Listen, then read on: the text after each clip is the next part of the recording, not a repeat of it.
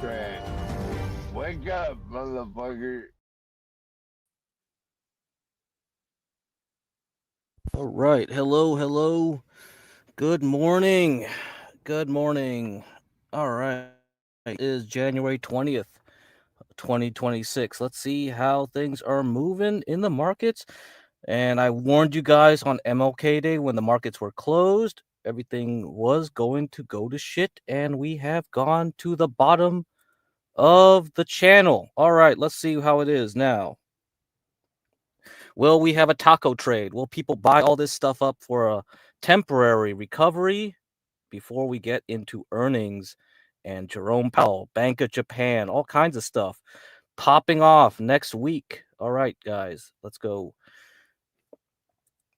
Okay, let's see here. All righty. So it looks like they did buy at the bottom of the channel here.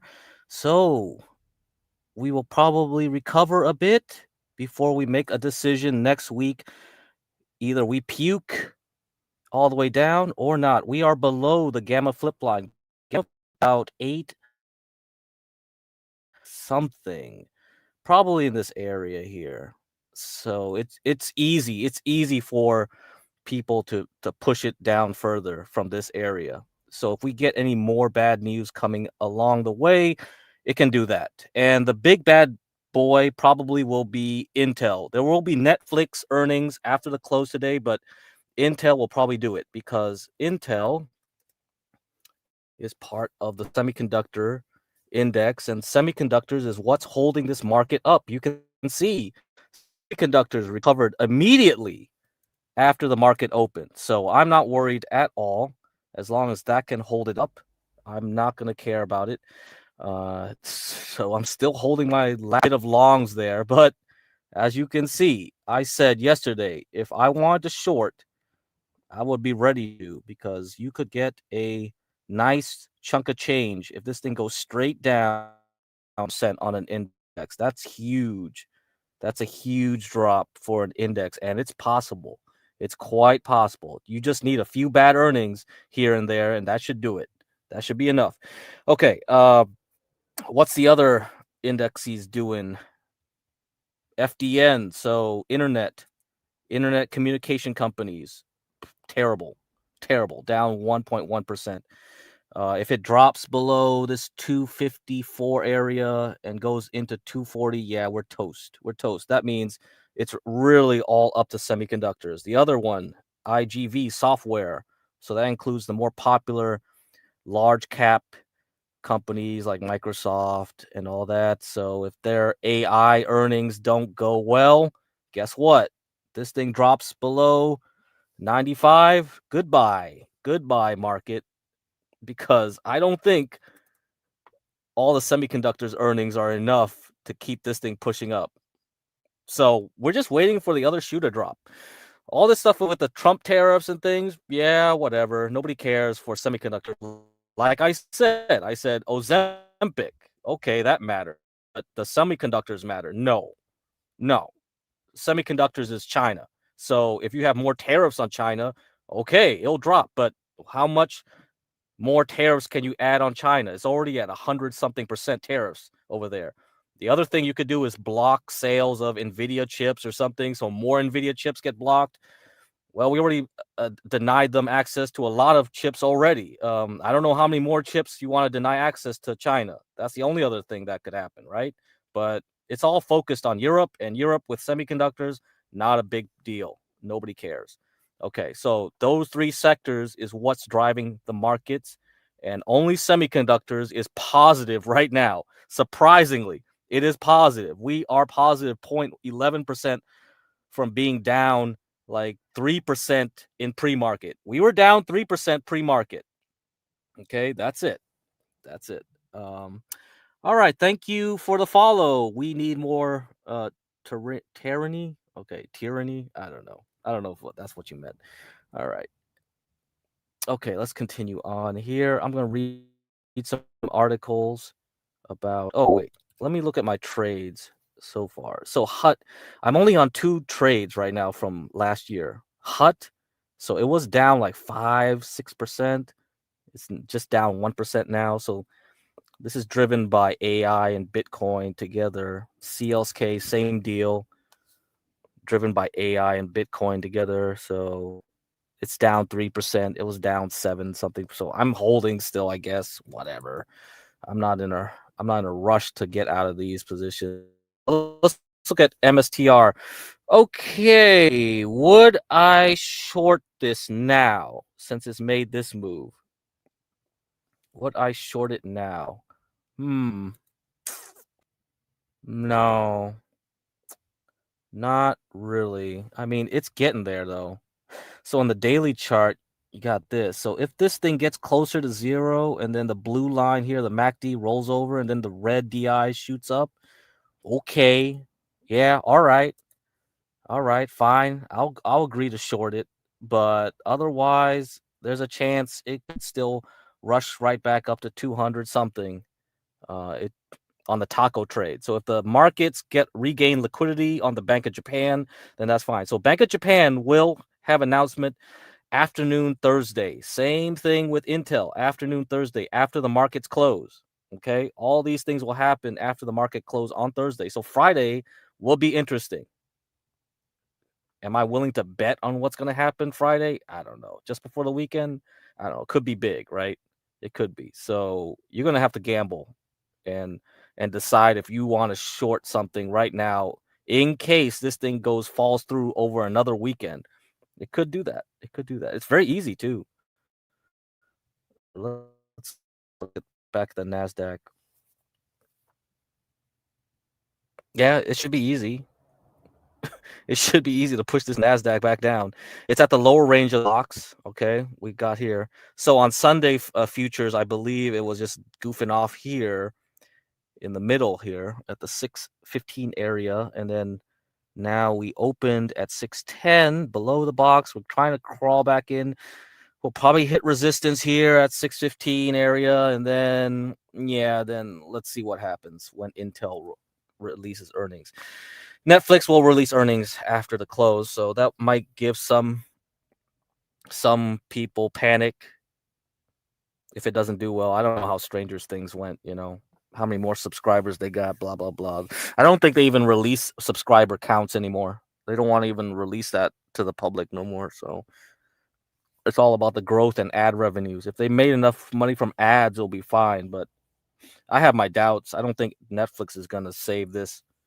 Something will have to happen between now and Intel to save this thing. Okay. All right. Okay, let's close this out. All right, back to the articles. So let's just share this and see what we got here. Okay. All right, before I do, let's look at GDX. Okay, so GDX right now, we have a C5 count here. Okay, so this is the D wave for the DeMark indicator. So we might be at the end. All right. So this matches a bottom made in around 2016 on gold miners. All right. So we could be at a major top pretty soon. GDX index at 5%. So gold miners doing pretty well. We have here, and we have a 13 on the sequential. So we could be at a top. I don't know. For sure, we will take a break. So once you hit a 9, you complete a 9 count. That was done last week. So these are weekly bars here. This is long term. We'll take a break. So this is what happens after the 9. We just take a break, a breather, and we pull back a little bit before continuing on. So that could happen. We could just take a break for a few weeks. So 1 month break before we continue on to 5,000 on gold.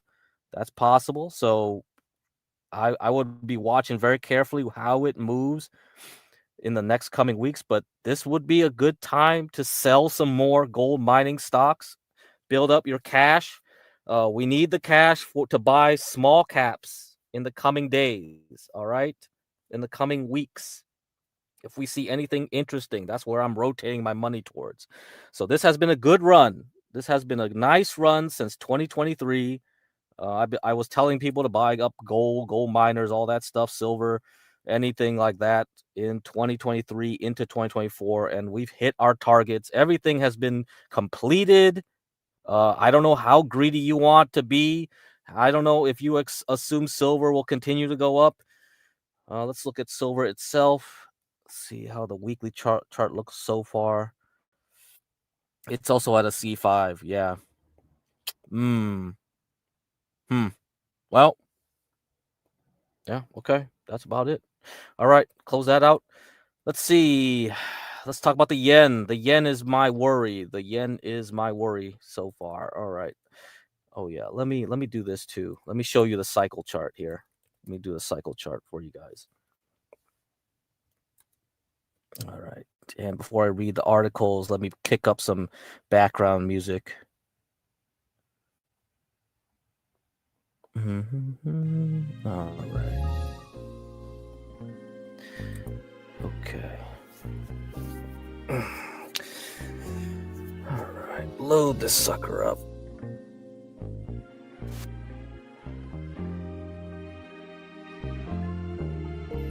So this is a cycle chart so far. Now, let's zoom in here. So this is like the cyclic RSI. Okay, guys? So when that red line you see here punches through the blue, that's it. We're in a long haul down the hill. You can see the last time this happened was here, back in February. And this was before the big drop, right? It was already dropping into it, but this is when the real drop happened. So you would only have bought right back here in late April. And this was when the whole breath thrust kicked off. So if you didn't buy the very bottom and you were just more conservative and waited for confirmation, this was the confirmation. Once this red line got quite far enough away from the blue, you would have been like, okay, it's safe to buy, and it would have been fine. You would have missed like maybe 20% gain, but you would have captured the other 20%, right? Okay, so I missed, you'll miss like 20%, but you'll capture the rest. So that's okay. You know, most boomers would do it that way. They wouldn't be like going crazy and going like, oh, what the hell? Just keep buying dips, dip. Well, when does the dip end, really, right? You weren't really 100% sure at this point. So then you would use that signal to tell you. Okay, so we've kind of hit an impasse because this was like the time we got a lot of rough action, and you would know like, ooh, well, it looks like we're about to break down, and we've been kind of teasing it. So let's look at where the cycles tell us to go. The main cycle is the 194 cycle, day cycle. This is kind of how it is, okay? And it says like things should be good going into March. So we should be buying the dip. That's what this cycle says. All right, let's look at another cycle here, 128. Ooh, no, we still got more to go before the bottom, so maybe late March. And then we have this one at 81 day cycle. Oh, this one doesn't look good at all. This one says like we're at a minor top here, and we're gonna pull all the way down to March. So in any case, you would only probably buy around late March. Okay, makes sense. It's close to tax day. You got a lot of those long-term holders that want to get the long-term tax treatment that bought the dip from late March into early April. You'll probably wait for them to sell things off, and then people are gonna need cash to pay the IRS. And so, yeah, it makes sense. It does make a lot of sense. Everything lines up correctly. So I just don't know how big the dip will be, right? The only thing I said like 2 streams ago, maybe it was last stream, I don't remember, maybe 2 streams ago. Yeah, it was 2 streams ago.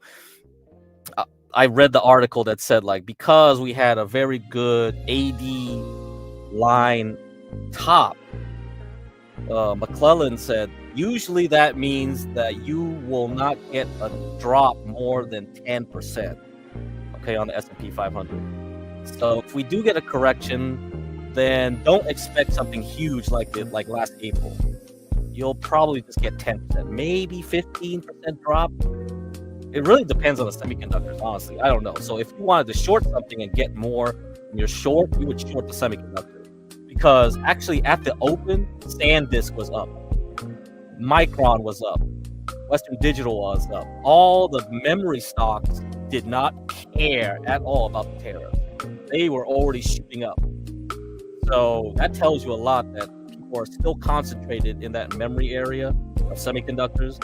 So if you want to be very specific and want to short something, yeah, you would short one of those three, all of those three together, and hope that it drops real quick. And will it align with silver? I don't know, because I think this all goes back to the yen. How does the yen look on Friday after the Bank of Japan? Okay, this is why I was going to talk about this for several streams, but I never got to it. Now we got to talk about it, because I think this is the big picture deal that we're going to see on Friday. It'll be Intel plus the Bank of Japan. So that's the only thing standing between us and the earnings next week, and Jerome Powell talking next week, and maybe some Supreme Court stuff. I believe today, so the Supreme Court is having a hearing on whether the Trump administration can fire one of the Fed presidents, Lisa Cook or something.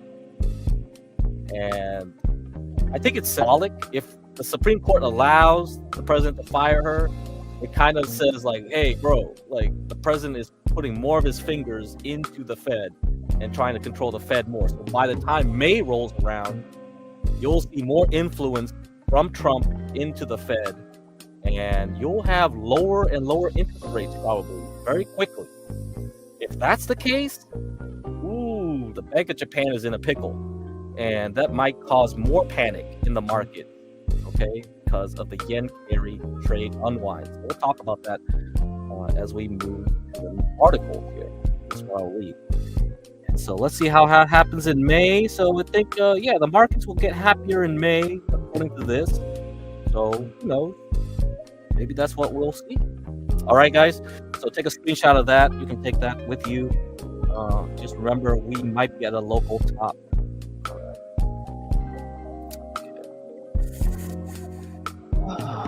right. Let's see. What's the first article to read? Let's review what happened with Europe first. And then we'll talk about taco trade.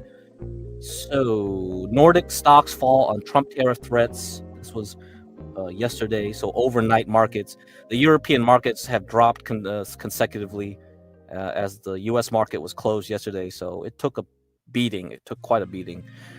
Nordic equity markets fell after the U.S. threatened new tariffs on European countries, which opposed its claim on Greenland. Danish stocks led the declines as investors assessed its exposure to potential trade escalation. Defense stocks and safe haven sectors outperformed the broader market.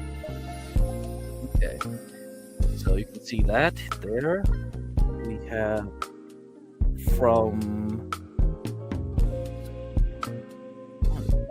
oh my god. So this is European style. So I guess that's January 2nd up until January 16th. Okay, so this is from basically New Year's performance. So yeah, it looked like European stocks actually did quite well since New Year's compared to U.S. stocks. All those gains got chopped in half or more by now. Yeah, looks like. The move came after U.S. President Donald Trump said the U.S. would impose new tariffs on European countries' imports unless they acquiesce to a change in control of Greenland. Trump said that Denmark, which has sovereignty over Greenland, will face a 10% tariff on goods exported to the U.S. starting February 1st. The same 10% levy would apply to Norway, Sweden, France, Germany, and the United Kingdom, the Netherlands, and Finland, with the rate set to rise to 25% in June if no agreement is reached. So we talked about this on yesterday's stream already. The events of early 2026 around Greenland and Venezuela, among others, are best described as a systematic geopolitical tipping point that seriously weakens Europe, including Ukraine's position vis-a-vis the United States, Russia, and China, says Robert Bergquist, senior economist at SEB. Higher tariffs from the U.S. and Europe are destructive or a destructive way forward. The question is, what will be the next step? Export restrictions that cause disruptions in production chains. And you can listen to my last stream. I talk about insulin and Ozempic and other drugs that will have issues. We do have a lot of pharmaceuticals from Denmark. we are exposed quite heavily to that. So anyway, blah, blah, blah. According to our economists, a 10 percentage point increase in tariffs could shave off to 25.25 percentage points off European growth. Now, if you listen to the last stream, I read a blog. The guy who analyzed it said that it could be, or I don't know if it was, like, I read 2 articles. One of them said it. I don't know if it was the blog guy, but in any case, it was analysis for Danish GDP drop from a targeted tariff on Ozempic would be a 1.25% drop in GDP for Denmark itself. So this is the overall European growth drop of 0.25%. Denmark itself will get really hit. It's targeted specifically to Danish drugs.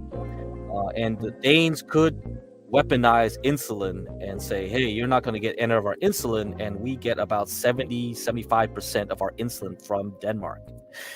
Okay, so that's the play that's going to make. Blah, blah, blah. Okay. According to Thompson, for many foreign portfolio managers, Danish stocks are not a core benchmark exposure with limited upside, but potentially asymmetric downside risk. If Trump were to escalate towards company-specific measures, Novo Nordisk, who makes the insulin and Ozempic, for example, restrictions or tariffs, this could weigh disproportionately on Danish equities. Yep, that's what I said on yesterday's stream. So go back to yesterday's stream and watch it. This dynamic may lead to some foreign investors to stay sidelined rather than exposure at this stage. In our view, this is a key area to monitor. All right, so let's look at defense stocks. Looks like I was wrong on this. I thought defense stocks would get punished more, but apparently they don't care. Maybe they think we're going to attack Greenland militarily, so European defense stocks would do well. So it looks like they moved up. Sweden's Saab gained 4.8%. Norway's Kronsberg Gruppen 1.7% higher. Defensive sectors like telecommunications and insurance companies also showed resilience. Yeah, no crap, whatever. They don't care about tariffs, so what? Who cares about that? Neither the dollar nor the euro would likely function as reliable safe havens in this scenario, leaving precious metals and possibly the yen as the primary beneficiaries. Oh, if everyone's going to the yen, big mistake. Big mistake. Well, gold and silver make sense, but the yen? This is my question. We had a unwind of the yen 2 years ago in 2024, and at that time, silver and gold weren't really doing much. They didn't really care what happened to the yen. But this time around, gold and silver is quite huge in terms of market cap. They've had a big run up.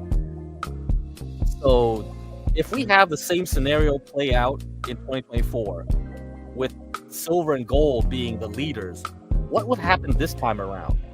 Did people hide from the yen or hide in silver and gold? Is that safe enough to protect them if the yen starts dropping? I wonder. Maybe not. Maybe not. You know? Maybe the guys are getting cheap loans from the Bank of Japan to buy gold and silver, helping it push up. If that's the case, then the yen might screw up the gold and silver trade temporarily in the coming months. This is what I'm wondering. This is bad, right? Because this is why we have financial crisis. People are borrowing money to trade. So if they're artificially pumping up silver, gold, and semiconductor stocks like Micron, SanDisk, and Western Digital, those memory stocks, and well, it's quite easy for it all to collapse in a house of cards, right? This is why we got to worry about this stuff. Okay, so the taco trade, let me review it to you. The taco trade is essentially this. Every time Trump says something to crash the markets, you just buy, and it will revert because Trump always chickens out. That is the taco trade. So reminding you of that. That is the taco trade. And it usually works. Okay, this is why April works. Everyone, all the liberals screaming about Trump this, Trump that. It's like, dude, he just unwinds it after. He just uses this as a bargaining chip. So he always, quote unquote, chickens out. That's the trade. All right. Let me see. Should I read about Shady Diamond. I haven't read that article. I didn't think it was important. Okay, let me read this one first. More Greenland stuff. Okay, here are the European exporters most exposed if Trump Greenland tariffs kick in. All right. Okay. We already know that. We know that. Let's look at the auto companies. So European car giants, which were hit hard by Trump's back and forth trade policies last year, are considered to be highly exposed once again. The automotive sector is widely regarded as acutely vulnerable to levies, particularly given the high globalization of supply chains and the heavy reliance on manufacturing operations across North America. So Volkswagen, BMW, and Mercedes-Benz are all trading more than 2.5% lower on Monday morning, and Stellantis, last seen down around 2.1%. I believe Stellantis bought Diamond Chrysler way back when, during the great financial crisis. Okay, so Mohit Kumar, chief European economist at Jefferies, said Trump's tariffs clearly represent a negative development for Germany's economic outlook, a country traditionally seen as Europe's growth engine. Yeah, the German stocks index, STOXX index, went down quite a bit these past 2 days. If we do get tariffs, and of course we have to see how the geopolitical situation pans out, then the chemicals, industrials, auto sectors, these will be most impacted, which directly feed German growth. Of the 8 European countries threatened by Trump's Greenland tariffs, Germany by far enjoys the greatest trade surplus with the United States, followed by France and the UK, according to data from Eurostat, the EU Statistical Office. The other thing would be luxury stocks. So, yeah, your designer bags, your perfume, of course, your Hennessy. Yeah, Hennessy prices will be going up, so any of y'all drinking Hennessy, watch out. So luxury stocks were seen as largely sheltered from U.S.-EU trade tensions in the first quarter of last year, given their robust pricing power and ability to pass on added costs to consumers. Analysts warned at the time, however, the prospect of tariffs ushering in a broader economic downturn could have spillover effects even for the wealthiest shoppers. Alongside 7 other European countries, Trump's proposed tariffs single out France, which is home to the likes of industry bellwethers LVMH and Kering. Yes, LVMH, which owns Sephora and Hennessy. So those things will be affected. All right. And LVMH, the CEO of LVMH is, I think, always competing with Trump and a few others in the tech sector. So the tech sector CEOs are the wealthiest, but this guy is always moving up and down from 5th to 3rd place, 5th, 3rd place, something like that. So LVMH is a big stock in the European market.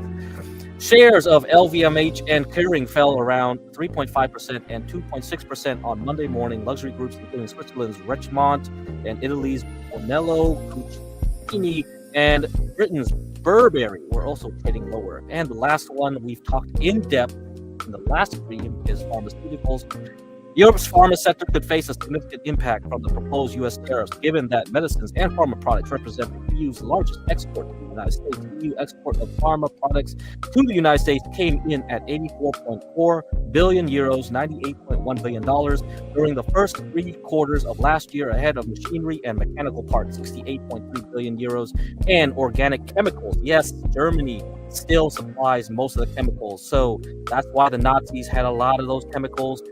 Zyklon B and all that, they come from Bayer Chemical. And what's the other big chemical company in all those chemicals? So you can talk to Monty about that. He's probably supposed to know.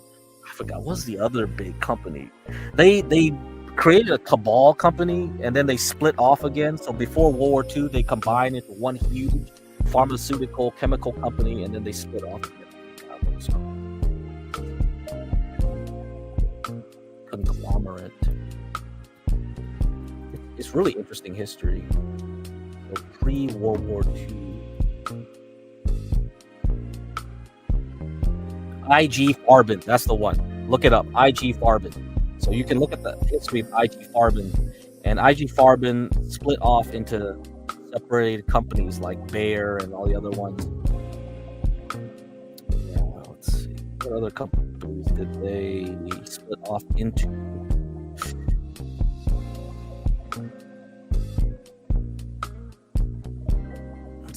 Fascinating.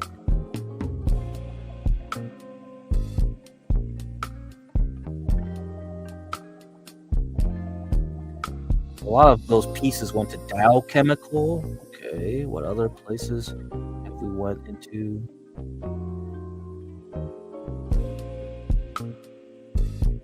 BASF, I think you know about them. BASF, I think, is the largest piece that broke off from that alliance. Yeah, they are the largest chemical producer in the world at this point. Let's see. Net income 225 million euros in 2023.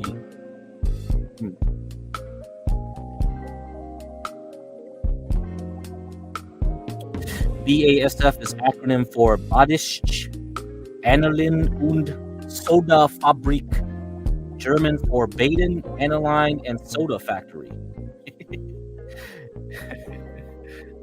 Fascinating.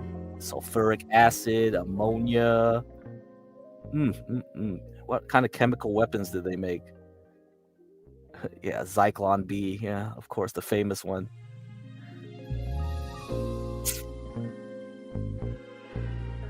Yeah, fascinating. I don't know. I always love reading these Wikipedia articles. You just get sucked into them. All right, sorry guys. Let me continue on. All right. Yeah, BASF is huge. Yep, that's right. Okay, Ben, just listen. This is all because of Greenland. Yes, correct. Trump wants Greenland. We need Greenland, man. We want to take over the Western Hemisphere. Yeah.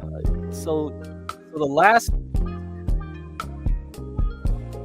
stream, I went over why, basically. Oh, this is why. See that? You see the Western Hemisphere right now? So we used to have trade surpluses with most of the world, except for the traditional enemies of Afghanistan, Iran, Libya. You see, Cuba was the only country in the Western Hemisphere that had larger trade surpluses with China. And guess what? In 2024, so this was 2000, so 24 years later, look at what China does. It dominates most of the world now in trade surpluses, except for Israel and Jordan, which are basically Western proxies. And outside of Spain, most of Western Europe is in lockstep with the United States. And if you look at the Western Hemisphere here, you got most of Southern America now pivoting towards China. Even Panama is pivoting towards China. And look at Greenland. Greenland is providing a lot of fish, and crab to China. A lot of cod, I guess. Salmon. I don't know what else.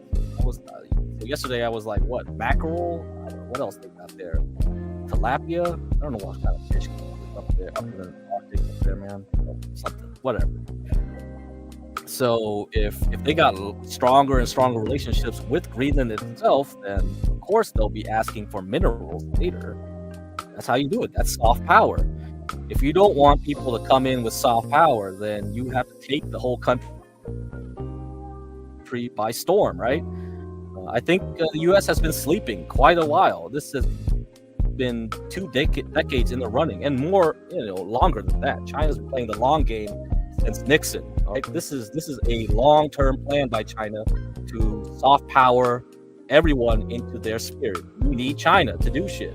That's what they want. They want everyone to be dependent on Chinese goods, materials, everything, and relationships. If you learn about Confucianism, this is what the Chinese call guangxi. Guangxi means relationships. Okay, you are building relationships with people. So if you want to learn the Chinese mindset, you learn Confucianism. That is what it is, guangxi, right? I don't know. I think the U.S. turns more service-based. Yeah, there's a cost to being more service-based.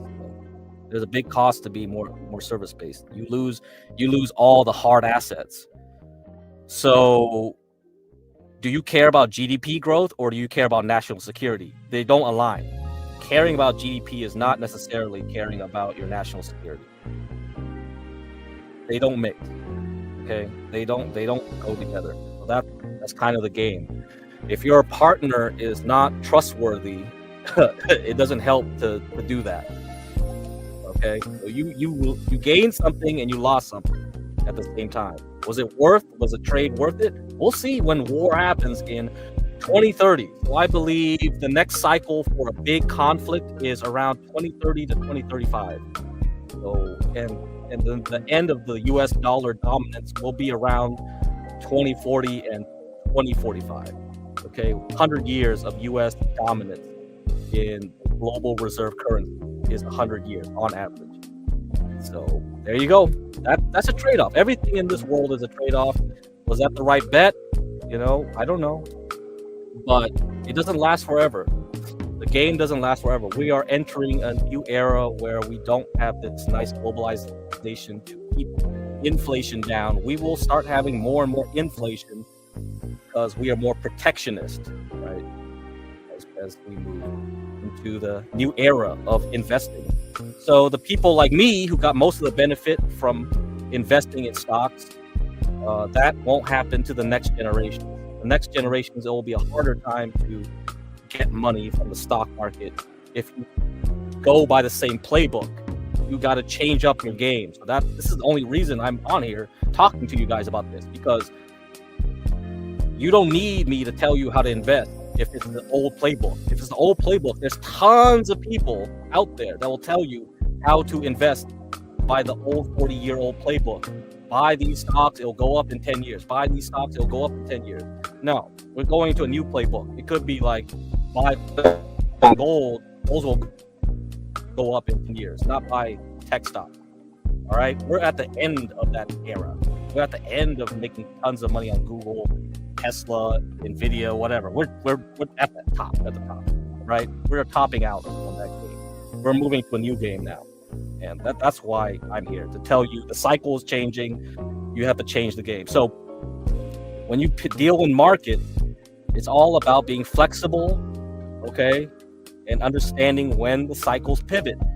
And when they pivot, you are on the right foot going forward instead of being on the wrong foot going forward, because you can't dance with your dance partner if you're all like your feet are all in the wrong spots. All right, then you'll just keep losing money. That's an analogy I would say. Okay, I hope that's a good analogy. You need King TL or someone else. Those people are better at the analogy. All right. Okay, let's continue on with the article here. Europe's pharma sector could face a significant impact from the proposed U.S. tariff, given that medicines and pharma products represent the EU's largest export to the United States. EU exports of pharma products to the United States came in at 84.4 billion euros, $98.1 billion. So, okay, I already read this, but that highlights everything. Mechanical parts, 68.3 billion euros. Chemicals, 66.3 billion euros. All right. Some of the sector's biggest European names fell slightly on Trump's latest tariff threats on Monday morning. So Novo Nordisk, like I said on yesterday's stream, Novo Nordisk, 2.1% lower. All right. And we have Switzerland's Roche, 0.3%, Sanofi, 0.9% for France, and Swiss-based Novartis, meanwhile traded 0.3% higher. I guess Novartis didn't care. Okay, let's see what the other ones are. European oil and gas stocks could also be indirectly impacted by Trump's latest tariff threats due to factors such as global demand, or crude prices, and increased supply chain costs. Oil prices were last seen trading slightly lower amid heightened concerns of a trade war between the U.S. and Europe, and what this could mean for global demand. Okay, this is interesting stuff. Okay, Norway's Equinor. So Equinor is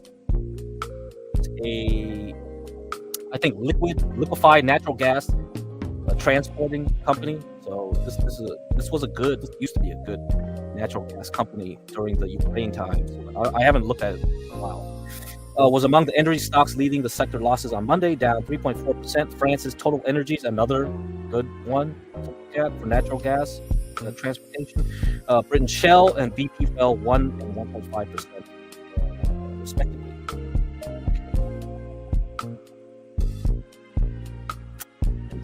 To read.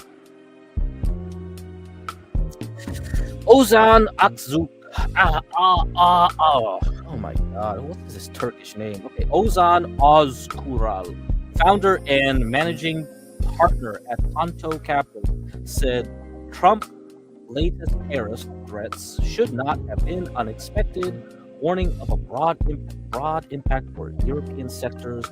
Welcome to 2026. I think this is going to be the sort of year that we are going to talk a lot more of what it means not to have the U.S. play ball with the traditional allies.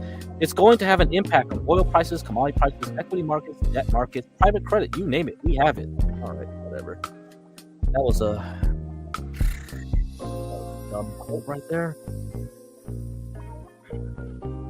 Okay, so let's look at the economic calendar. On Thursday morning, so 7 a.m. Pacific my time, which is about 30 minutes after Eastern, after the opening bell, so 10 a.m. Eastern, 30 minutes after the opening bell, the core PCE price index. I wonder why is it? Usually it's like half an hour before. Why is this released 30 minutes after? Is this correct? Should be correct. UTC -8. We haven't hit the daylight savings. So yeah, this is right. Hey, all right. So 30 minutes after the close, we will have core PCE numbers, delayed numbers from October and November. So this is not even up to date. These are the numbers from shutdown that have yet to be released. So these are, I don't know how it will affect the markets before Intel, but maybe it'll do something. Who knows? And then the real big daddy is we'll have Bank of Japan releasing its interest rate decision at 7 p.m. my time, so 10 p.m. Eastern. All right. That's well after Intel reports its earnings, after the closing bell. All right. So that's it. That's what we're waiting for. Okay, let's go on, continue. Now we can talk about Bank of Japan. Change up the music. So Citigroup sees risk of 3 Bank of Japan rate hike in 2026 on weak yen. All right. That's no good. That's no good. The Bank of Japan will potentially raise interest rates 3 times this year to double the current level if the yen's weakness persists. Right now, the yen has been quite weak. It is at the same level as it was before the big carry trade unwind in July of 2024, which is around 150 yen for a dollar. So that's the 150 yen for a dollar. Okay, should the dollar rise above 160 yen for the dollar, the central bank is likely to lift the overnight call rate by a quarter of a percentage point to 1% in April, Akira Hoshino said in an interview. He sees scope for another hike of the same size in July and possibly a third by year end if the Japanese currency stays low. Put simply, the yen's weakness is being driven by negative real interest rates, Hoshino said, referring to a situation in which yields remain below inflation. The Bank of Japan has no choice other than to address this if it wants to reverse the exchange rates this direction. The observation of Hoshino, a veteran with more than 3 decades of experience in markets, underscores how exchange rates are becoming key to predicting Japan's monetary policy. Bank of Japan officials are paying increasing attention to the yen's potential impact on inflation as consumers grow frustrated with rising prices. While Bank of Japan watchers expect the next rate hike to be several months away, some see it acting sooner if the yen tumbles.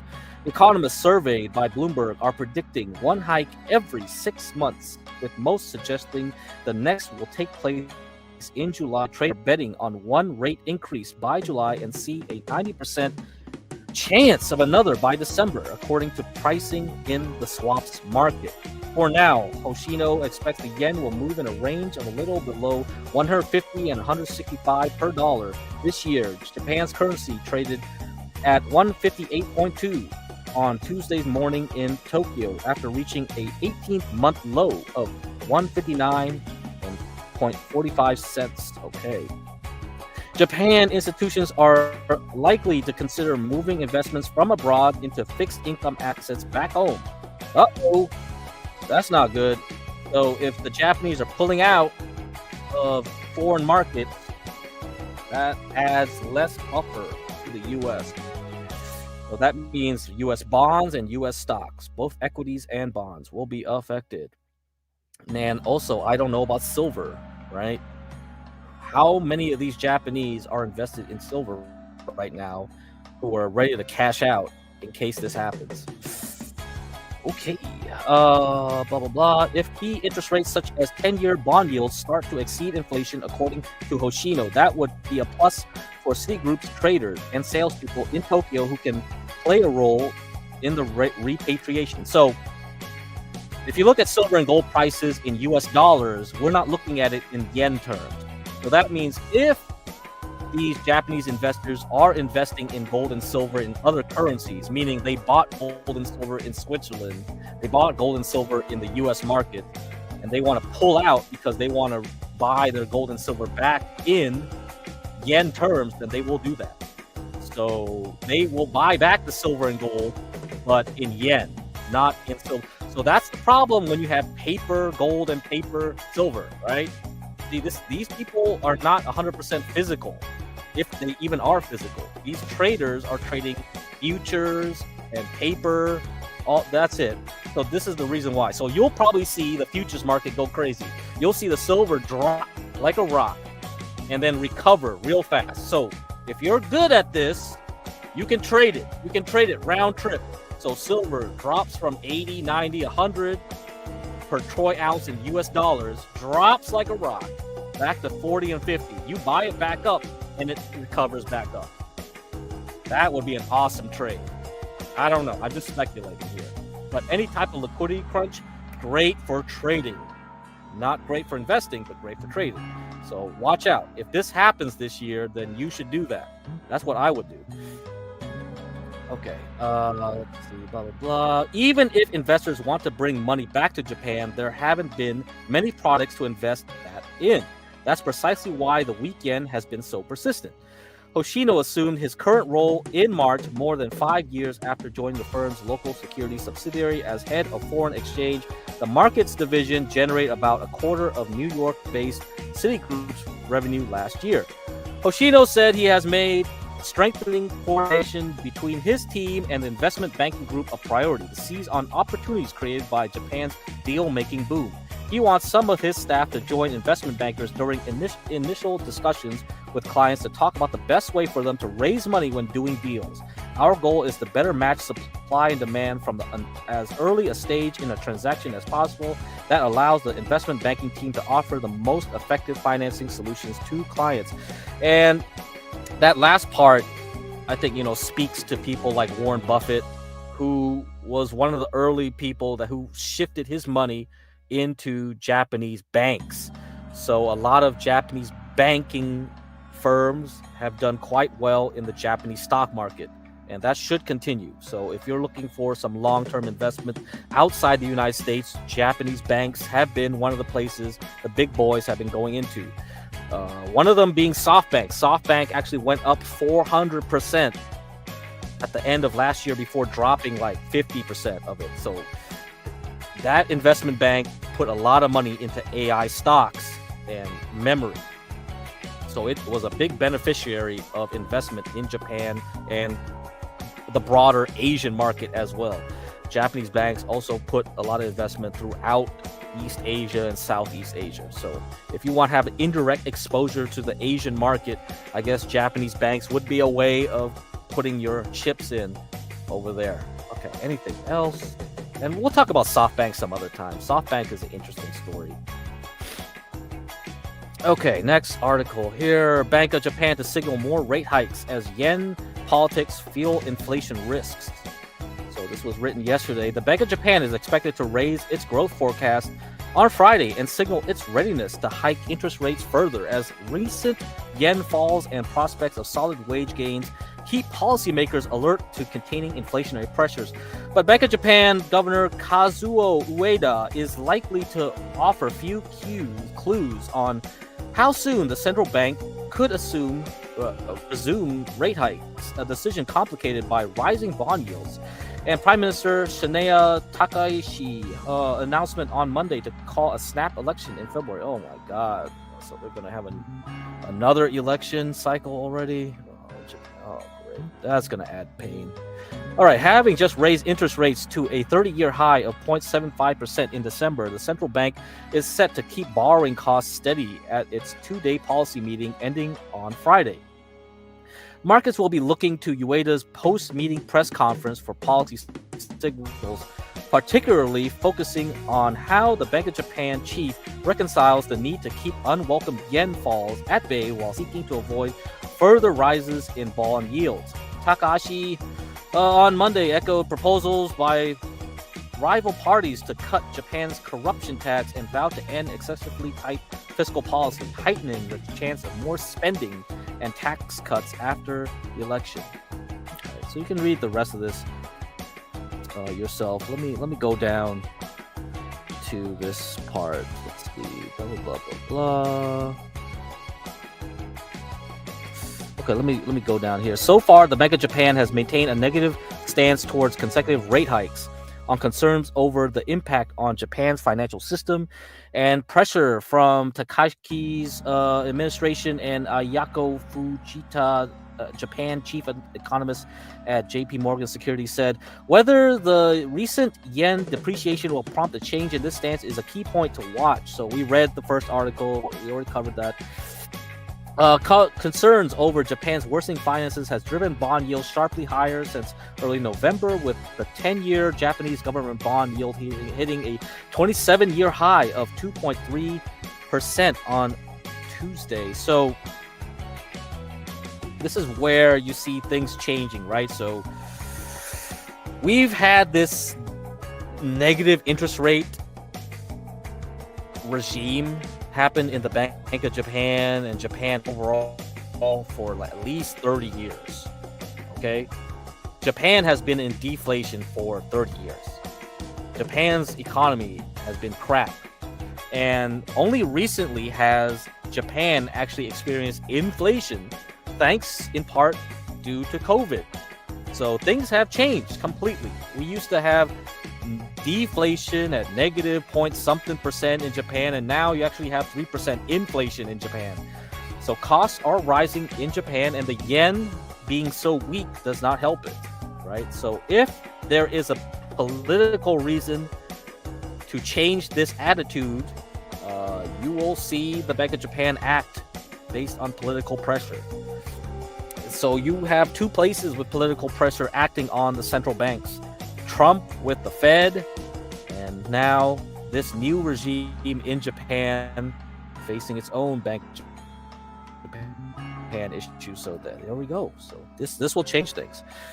An April hike cannot be ruled out. Sources have told Reuters some Bank of Japan policymakers see scope to raise rates sooner than markets expect, with April a distinct possibility, as a sliding yen risks adding to already broadening inflationary pressures. The central bank ended a decade-long massive stimulus in 2024, followed by several sequences of hikes in its short-term policy rate, including one to 0.75% from 0.5% last month. Analysts polled by Reuters expect the Bank of Japan will wait until July before raising rates again, with more than 75% of them expecting it to climb to 1% or higher by September.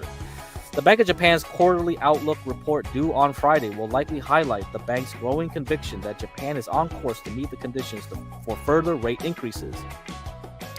In the report, the Bank of Japan is expected to revise up its economic forecast for fiscal 2026 from 0.7% growth rate expected 3 months ago, reflecting the boost from the government's stimulus package and the fading impact of U.S. tariffs. The Bank of Japan may slightly revise up its fiscal 2024 core consumer inflation forecast from 1.8% projected 3 months ago, with the effect of government steps to curb utility bills offset by rising good prices and steady wage gains, they said.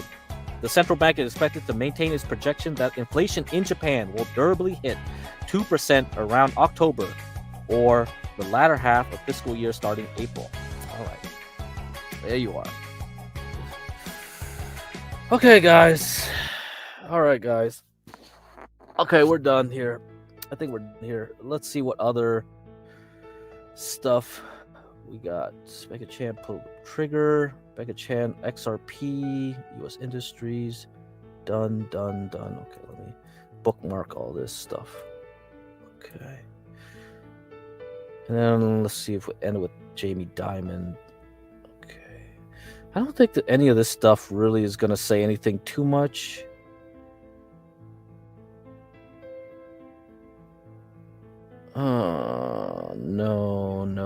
No, I don't care. I don't care about this. Alright, let me just read this. USD and Japanese yen. A weak yen, the Bank of Japan, and the carry trade. Bank of Japan officials are increasingly discussing the weak yen as a source of inflation. Their concern is that prolonged yen weakness raises import costs and encourages businesses to pass on those costs to consumers. Bear in mind that Japan imports almost 100% of its energy needs and a large portion of other essential materials and goods. The graph below shows that the yen has depreciated by about 35% over the last 5 years. Moreover, as we discussed shortly, the yen is now approaching the lows of August 2024. That was when the last carry trade unwind happened in June and July. Okay, why do we care? S&P in August of 2024, the S&P 500 fell by slightly over 10% in a matter of days. This was a result of a rapidly strengthening yen. As the yen appreciated, many traders were forced to reverse yen carry trades. Simply put, these traders borrowed cheap money in Japan and invested the money in the US stocks and bonds. The economics of the yen carry trade depends on a weak yen. Thus, when we hear the BoJ express concern about a weak yen, we must remember that the yen carry trade can be powerful. This is not a call to action, but we advise monitoring the BoJ and the yen. Yeah, of course. So I think the real issue here, though, is oil. So if oil prices do start winding up, then I would assume the Bank of Japan will be in even more pressure to raise their interest rates a lot higher. And they've been lucky that oil prices have been depressed so far in the past like 18 months, 2 years. It's been pretty good, pretty tame, because China and in Europe haven't really been consuming as much oil. But that could change. Who knows? There is a growing chorus calling for an economic acceleration and a result surge in corporate earnings. They base their forecasts on easing financial conditions, including lower rates and QE, fiscal stimulus, and the promise of productivity gains from AI. Equity markets appear to embrace this narrative, as many stock factors and sectors that lagged mega cap stocks are outperforming the market. This optimism from economists and investors clashes with oil prices. As shown below, crude oil has been in decline for the better part of 4 years and shows no sign of reversing. Historically, sustained economic acceleration has been accompanied by rising energy demand and high. The absence of that positive price response suggests that the growth narrative may be more financial than fundamental. Yeah, no shit. This is all just a monetary phenomenon. This is just CapEx spending. This is just growth. This is why tech stocks have been doing so well. And we will cover which materials, industrial stocks we should be moving into, as well as small caps. So yeah, the tech move is about to be completed, and you're better off going into somewhere else. So let's review what industries have done well in the past week. Okay, it's not communication services, so nobody's moving into those. And we'll hear from Netflix how that does. This consumer discretionary, nope, it's not here either. They've been down a week. Nobody's gambling. Anybody buying cars? Nope. Home construction, oh, it's dipping again the past week. Toys, nobody's buying toys. Hotels, it's starting to drop. It's made a new high into the New Year's, but that might change. Furniture, I don't know. Restaurant and bars, okay, we'll have to watch this one too.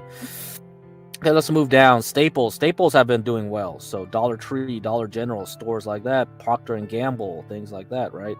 So food, okay, is bouncing. Drug retailers, CVS, okay, it's going. We got wineries and breweries going up. People drinking alcohol, okay, good.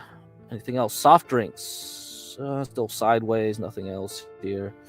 Okay, let's see. Coal has been doing good. See, energy starting to improve. Oil and gas improving. Oil equipment, services, the refineries improving. Pipelines about to improve. Exploration, production, we'll see. So yeah, there we go for that. Financial services, mortgages are doing well. Investment services, okay. Insurance, reinsurance. Oh, yeah, we'll see. We'll see how these go. All right.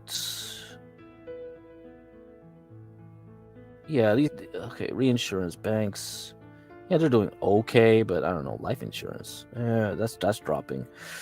Healthcare. Okay, healthcare definitely has been improving. Definitely sure. You can see that in the biotech stocks we covered before.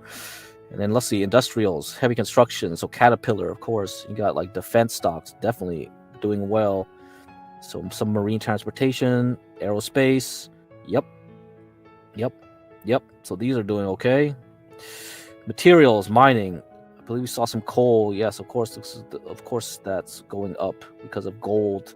Steel, all right, it's still following. We'll have copper earnings on Wednesday, I think, or maybe after the close today. I forgot. I forgot something like that. Like a Freeport. I think it's Wednesday. Well, hold on.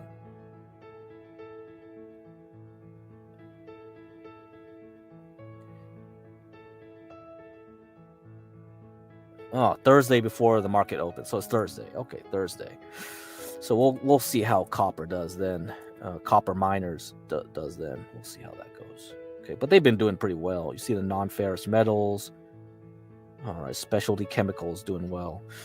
REITs, real estate. Yeah, they're improving. People are moving into real estate too. So they do expect interest rates to go down significantly if they're moving there. Technology. Yeah, okay, that's fine. Semiconductors. Yeah. So this is the area we have to pay attention to, semiconductors here. If it's weakening anymore, then it'll be a problem. And utilities, outside of some utility companies, like you see this one. Let's see, which ones have been doing well? Hawaiian Electric. That's the only big utility I've been in. Hawaiian Electric. It got a nice favorable court case after the Hawaiian fires. So okay, outside of that, anything? I think I saw some of them go up, right? Next era, yeah, kind of. Portland General Electric, yeah, that one's been doing good.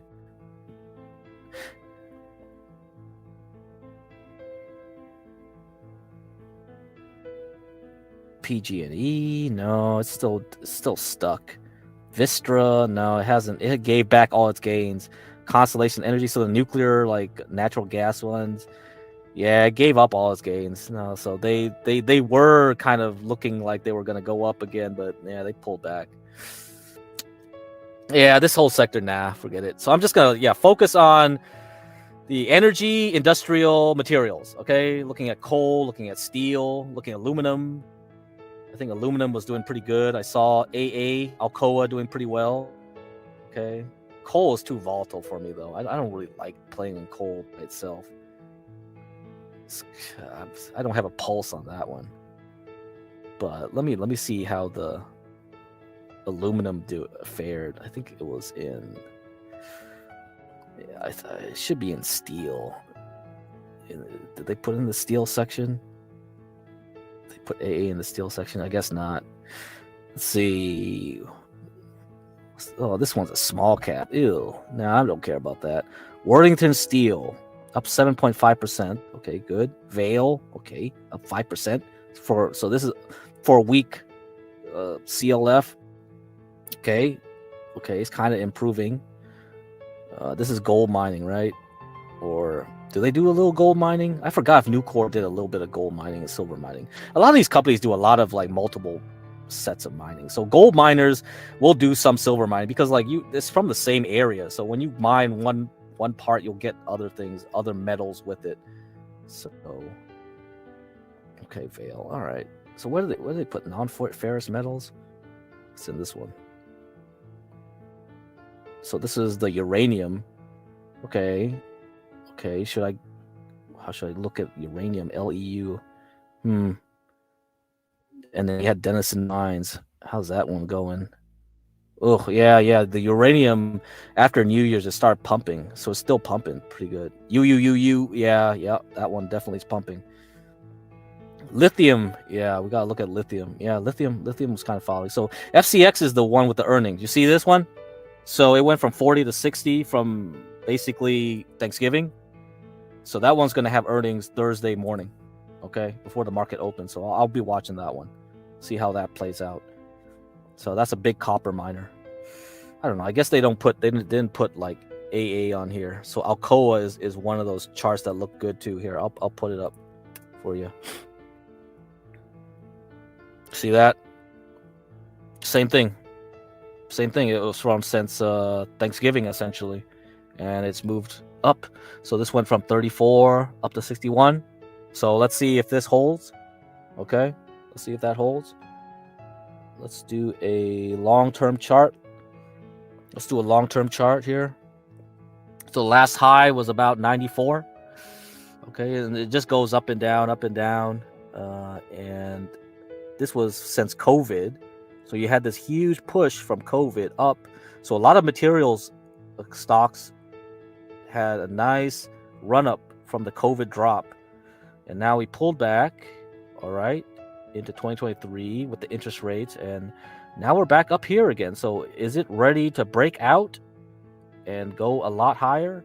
So if we are entering a new era where people are moving their money from tech companies and trying to find other places, these are the places to be. These are the easiest to push up because not a lot of people are interested in these type of stocks.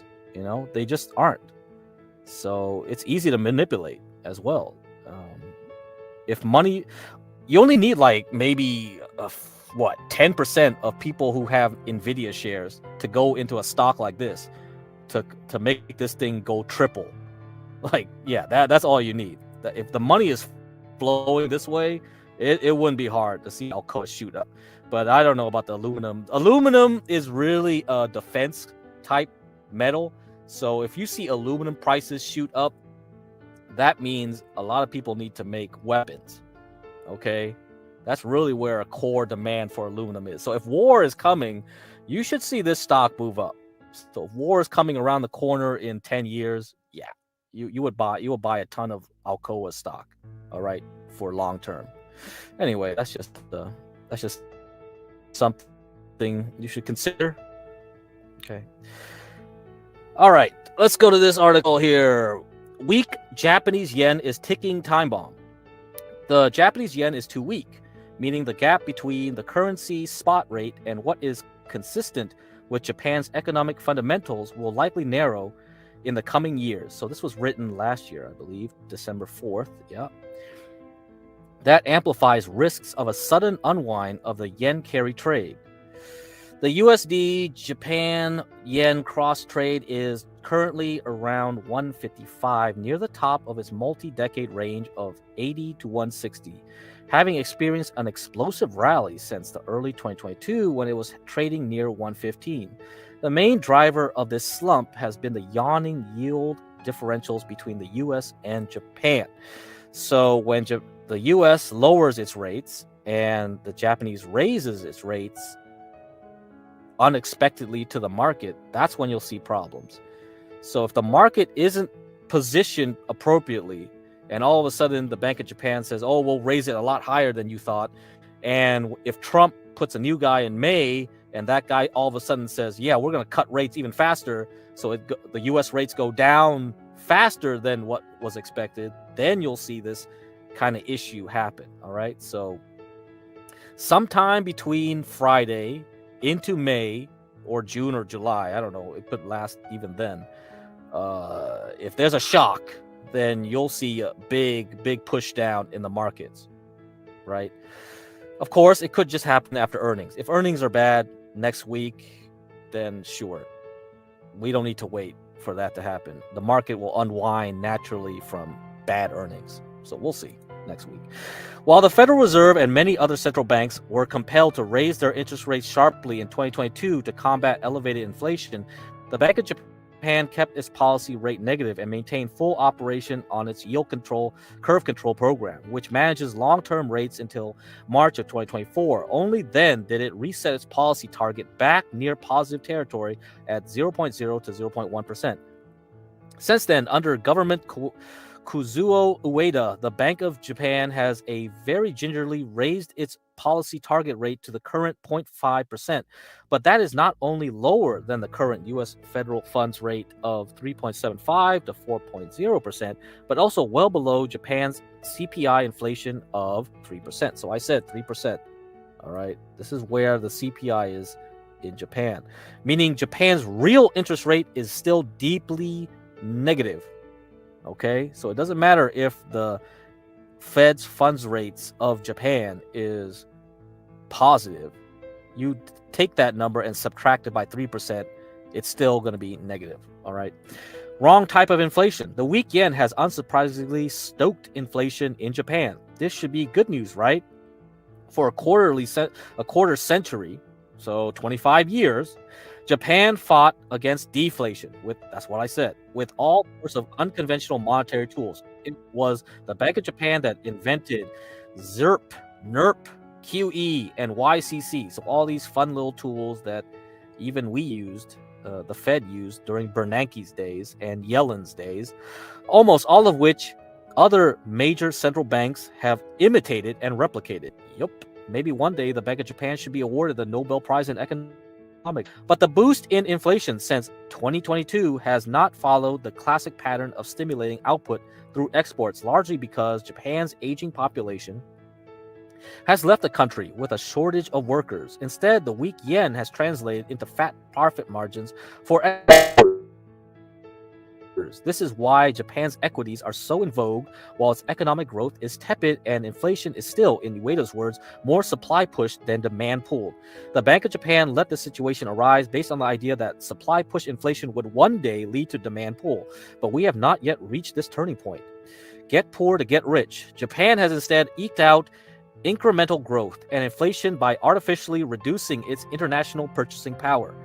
It's tantamount to trying to get rich by becoming poor. Consider that in 2000, a full decade before the bursting of Japan's property, equity, and investment bubbles, the country still ranked number 3 globally in per capita GDP in dollars, still behind small tax havens Liechtenstein and Luxembourg. Fast forward to 2025, Japan is ranked number 38 in the world, behind Spain, Portugal, the Czech Republic, and Slovenia. The main driver here, of course, is the yen. At the current exchange rate, Japan ranks very low for cumulative real dollar GDP growth in the past 2 decades, but at an exchange rate of 125 yen per dollar. Our estimate of fair value using an orthodox statistical approach, Japan's ranking jumps up to the top of the league. Currency valuation is obviously not a precise exercise, as there are many ways of assessing the relative price of two currencies. That's especially true in the case of the yen, as one must factor in nominal distortions created by the Bank of Japan's bloated and complex balance sheet. Okay, so anything else here? Okay, given that the yen's weakness is not consistent with the country's fundamentals, what could cause the gap to narrow? Narrowing yield differentials is one obvious potential trigger. The Bank of Japan, wary of elevated inflation, could raise interest rates faster than many traders expect. Ding, ding, ding, ding, ding. That's it. So if they change their tune at any point this year where traders didn't expect, then that could cause an issue. Same if the US drops interest rates faster than what traders expect. So whatever the traders are positioned at, it better happen throughout the year. They already price everything in the futures market. They already assume certain things in the futures market. If that futures market is incorrect, then you'll have a repricing, and that repricing will ripple through every other market, okay? And gold and silver futures too. So watch out. Anything could happen now. We're waiting for that moment here. Okay, so while the Fed could cut rates quickly in the face of weakening labor market. Yep, that's it. The second possible trigger is repatriation of Japan's foreign earnings to fund capex for technological upgrades. Japan, like the US, has a good reason to reshore manufacturing for national security reasons, and artificial intelligence and robotics are perfect for a country with Japan's demographics. A third trigger could be Tokyo changing market expectations. If investors expect the US yen to trade lower, capital outflows from Japan could be curtailed rapidly, even if a protracted period of massive QE and large fiscal deficits have somewhat eroded the yen safe haven appeal. Some of us still remember October 7, 1998, when the dollar-yen collapsed from 134 to 120 in one day. The long-term capital management crisis and Russian government debt default were proximate causes, but the huge yen-carried trades were the kindling ready to burn. Okay, you got it, right? This is what we have to watch. So even if you don't invest in Japan, you still have to worry about the yen, because the yen will affect everybody else. All right, so what's this thing? I think this thing was talking about Ripple. I don't know how important this article is. This is just an opinion piece. The crypto guys seem to always be concerned about the yen, so I guess they kind of know that maybe a lot of the reason cryptos have done, like, oh my god, I don't want ads on this thing. Like, I can detect ads. Oh, so annoying. Okay, I don't know.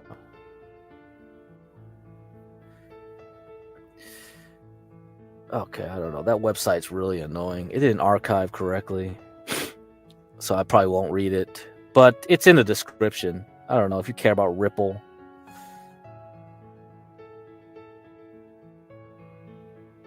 Yeah, I'll read the first paragraph, though. The Bank of Japan just created Ripple's biggest macro headwind for 2026. Handed it a potential escape route.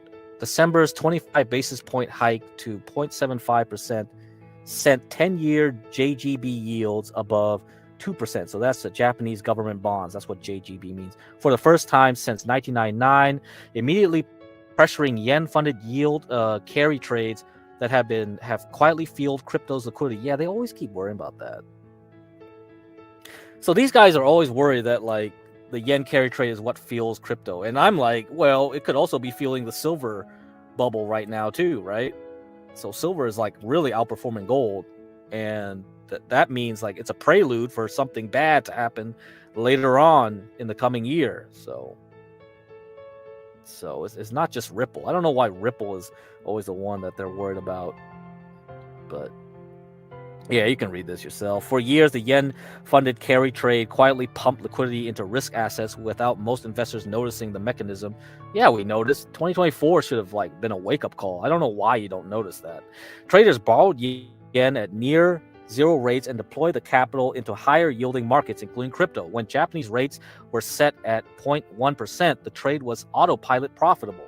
Borrow for free, earn anywhere else. Pocket the spread. So that's the carry trade, okay? That's the definition of carry trade. So, all right, moving on. So, reading this one, the Bank of Japan just pulled the trigger. Markets brace for carry trade chaos. This was December 19th last year. Well, they actually did it. The Bank of Japan raised its benchmark interest rate by 25 basis points to 0.75% this morning, the highest level in 3 decades. And global markets are now processing what could be the beginning of a major carry trade unwind. Governor Kazuo Ueda didn't sugarcoat it. While the BoJ assured markets that real interest rates are expected to remain at significantly lower levels and that the monetary environment remains accommodative, the message is clear. The era is ending for traders who've gorged themselves on yen funding for years. The party just got a lot more expensive. Okay, so yeah, we know that. Okay, blah, blah, blah, blah. More hikes are coming. Yeah, no crap. We know that. We're going to wait for Friday. Immediate fallout. Bitcoin felt it first. So they're blaming this for Bitcoin falling below 91,000 last year. All right, whatever. Okay. So what comes next? Bank of Japan's careful language about accommodative monetary conditions is designed to prevent panic, but don't be fooled. This is the start of a sustained tightening cycle. Yeah, we'll see on Friday, right? Okay, the paradox is that the Bank of Japan is normalized.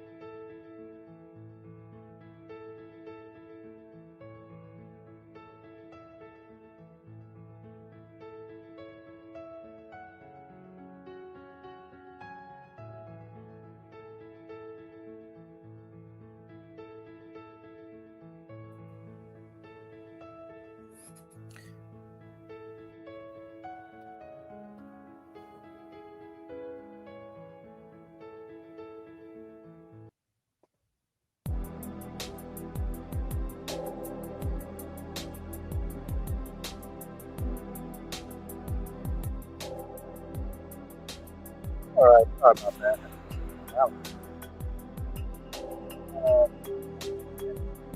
Got most of that stuff. Article, that last article. Let's see.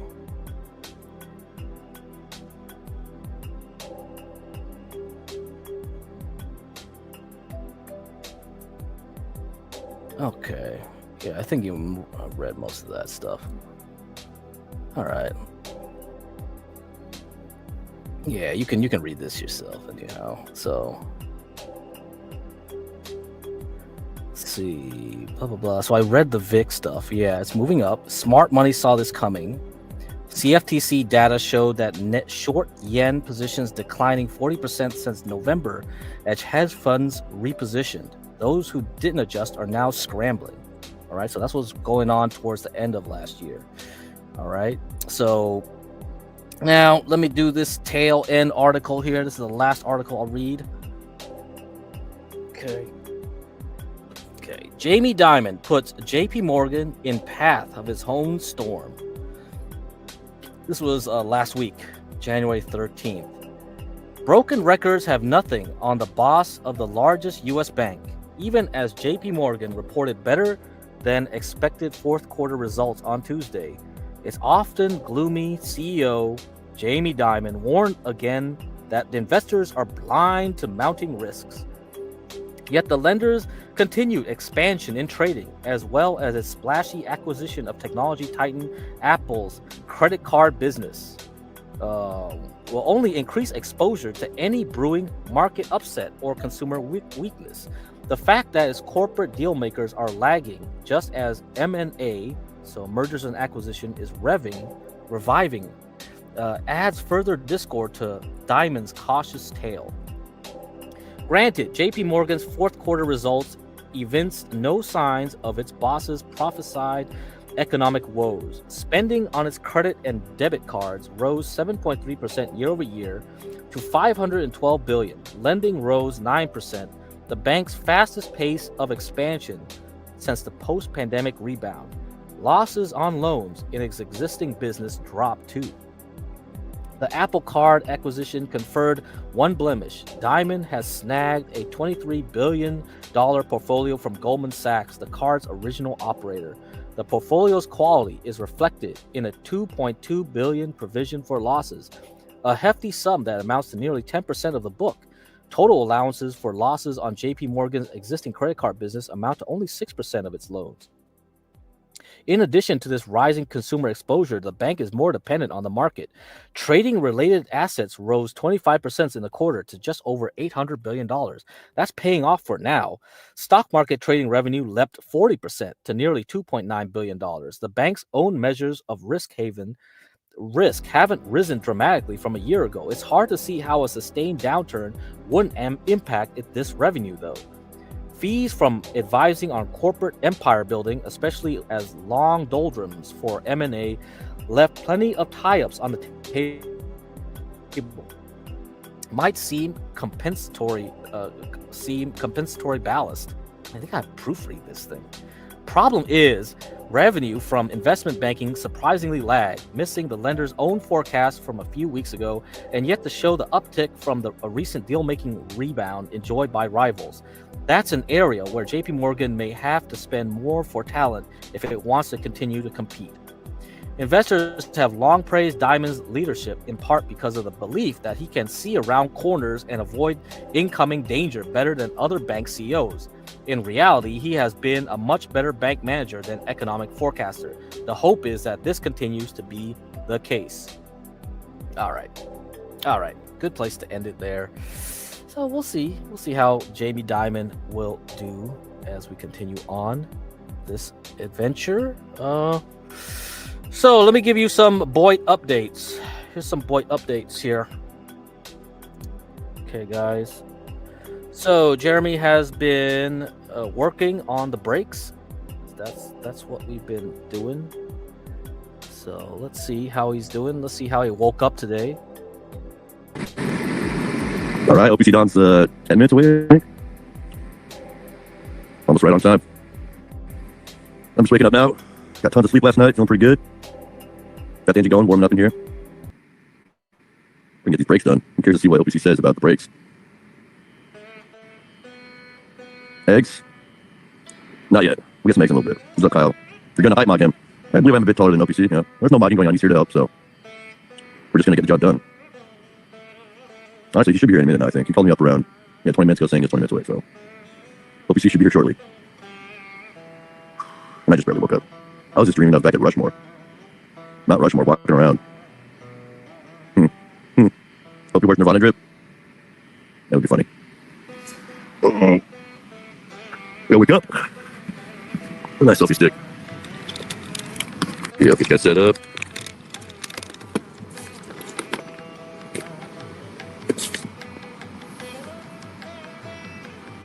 All right. I gotta take a shit. I gotta pick up the smoke. Actually, you know what? I think I'm gonna quit smoking. Today's the day I quit smoking. What do you say? I got my Zins, so I'll do some Zins. Anyways, how you guys doing? It's, Tuesday morning? 8:17 a.m., Rhode Island. I gotta take a shit. I should just drive. McDonald's. Planet Fitness. No. Actually, there's a bathroom inside there. In the garage.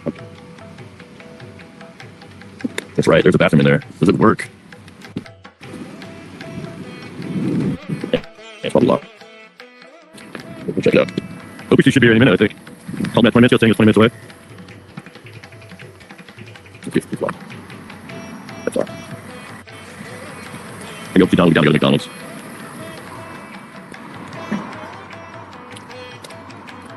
Where's my wallet?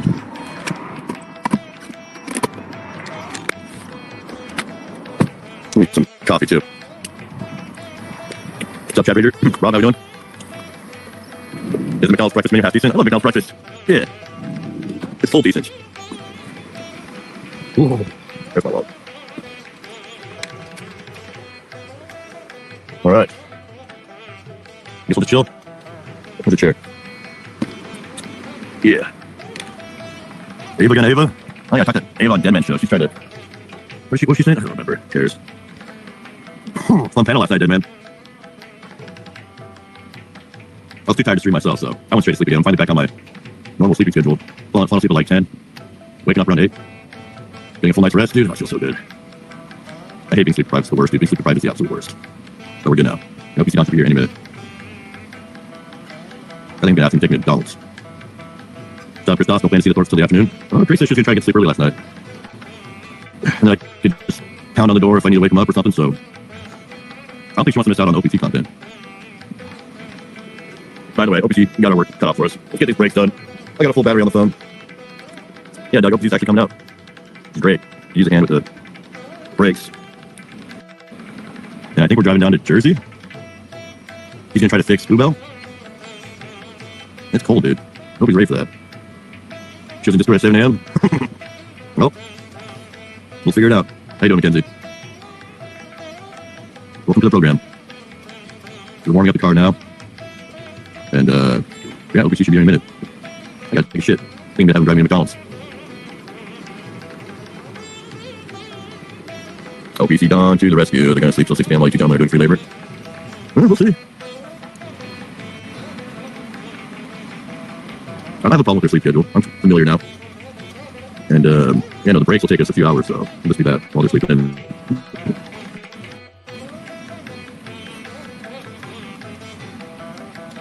Here's some coffee. I think I've got instant coffee, that's right. I got poor man's coffee if I need it. Way out of the cup. Make some iced coffee. He's here! I didn't see you come up, man. Oh. No, he's here, guys. I'm streaming, by the way. He went straight to work. Yeah, sorry, man. I didn't see you. Let me turn off this car because we don't get torches off.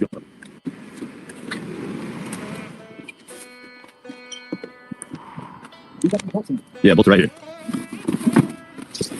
Yeah, let me set this down. First, I have to do once we get the bolts and the brakes. Put them out of the brake, and then we try to come again. Good. You got the bolts in. Yeah, bolts are right here. Yeah, let me set this down. First thing I have to do once we get the bolts and keep the brakes, push them out of the brake, and then we try to come again. Good. Mercedes. Hey, is it not work or is it still work or what? It is not good. We're supposed to put it up here and think about how to fix it. You saw I got 2 jacks under it, so I got one for it. I gotta get to maybe. Man, thanks for calling out.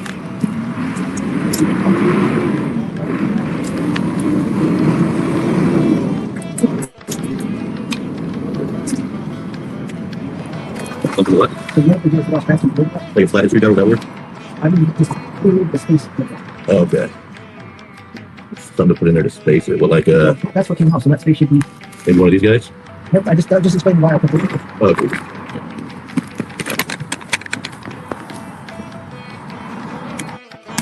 So you guys didn't budge though, did you? Didn't budget? Oh, the pistons? If I put the 2 pads back, it's still tight. Yeah. Okay. So the hammer didn't work at all. You want to get the press. The press? The actual, the rectus tool down to the,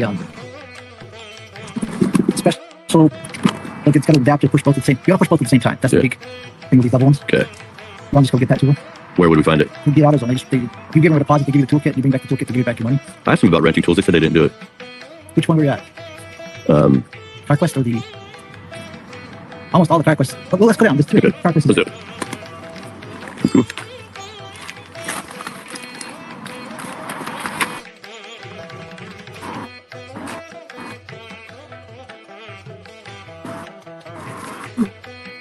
think I'll get started. Yeah, it should be right in that box there.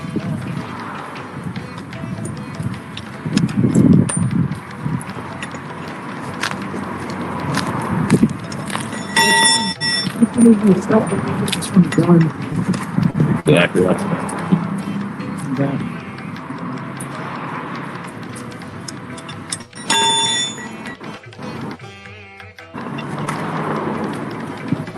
You didn't think that was a campaign? You want something put on it?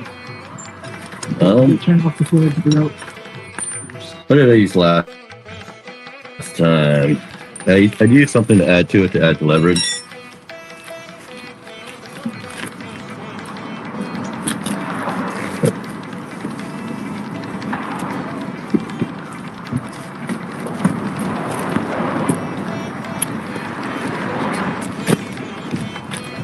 I don't get it back. I got a hand. Frozen on there.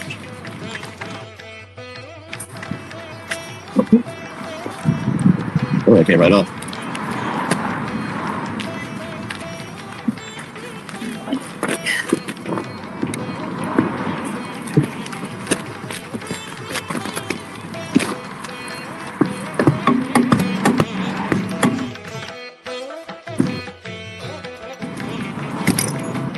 Can you get a high bar?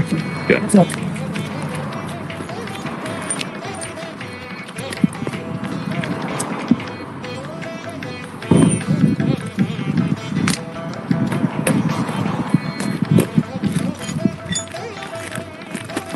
You should get some. You know what anti-seize is? What's that? It's anti-seize.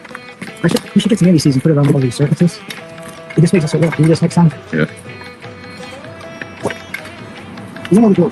Yeah, I got it. Yeah, let's pop this up. Let's go in here.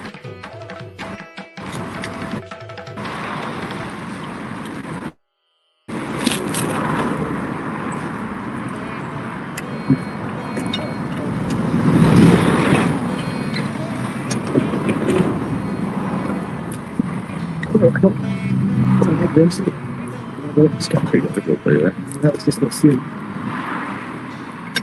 This is That's cool. yeah.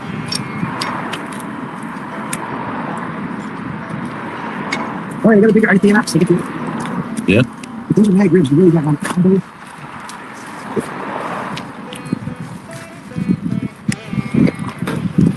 Rusted on there. Or frozen on there.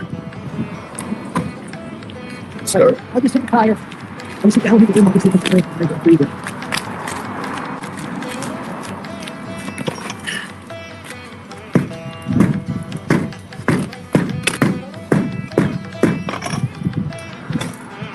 I really just.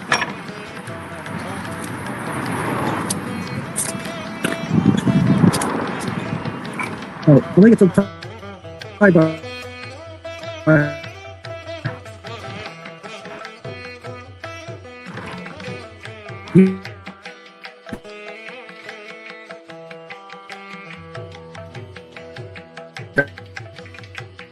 We should only see all this stuff.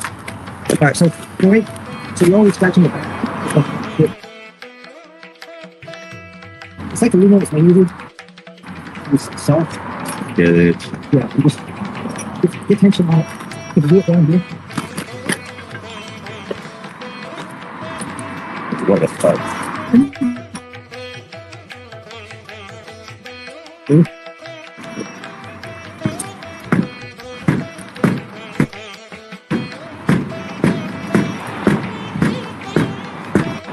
There's another trick. You drop the power down this. See it? Try to loose. Okay. Got it?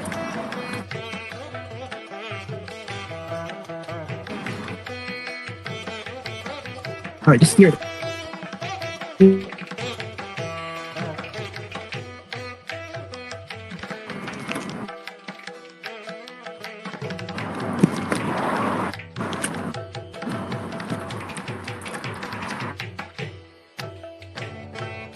Steering.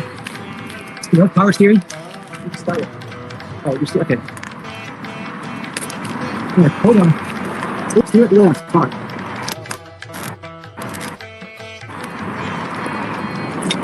Hold on. Can you go a little bit harder? That's all she got. That's not true.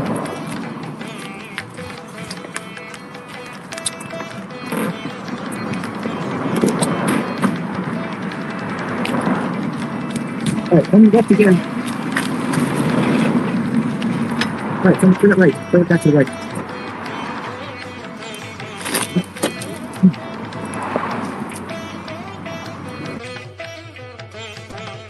Can you steer it to it right there? Yeah. So you're pushing against the tire. Give it a.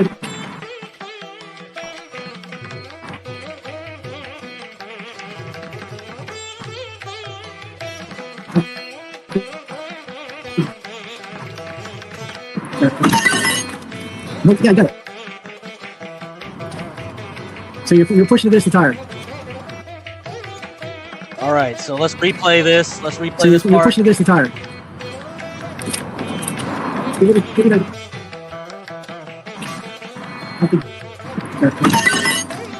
Nope, yeah, I got it. Okay, we got it. We got it. Yeah. I did it? They did it. Woohoo! Jeremy was the youngest stronger. Got it.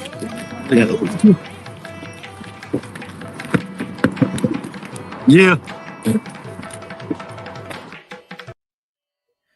All right, folks. All right, folks. So, if you want to continue on seeing what's happening in the drama that is fixing the Thorpe RV, and I think they're going to drive down back to New Jersey to weld the rusted out axle. It's happening right now on Jeremy's channel. So I gave the link. You can watch it. I think he has 100 viewers right now. I think this is the most viewership Jeremy had in his whole 5-year internet career. So here's the link. All right, guys, fixing Daisy. My 2 trades right now in CLSK and HUT still doing fine, but the market is turning and Bitcoin is trying to make new lows for the day. So watch out how it closes in about 3 hours. Okay, watch out. And I'll be here tomorrow early morning to see how it goes after the Netflix earnings after the close. So we have Netflix to worry about and see how that changes things. All right, guys. I'll see you all tomorrow morning, hopefully. But again, it's all about the Bank of Japan. All right. Later, folks.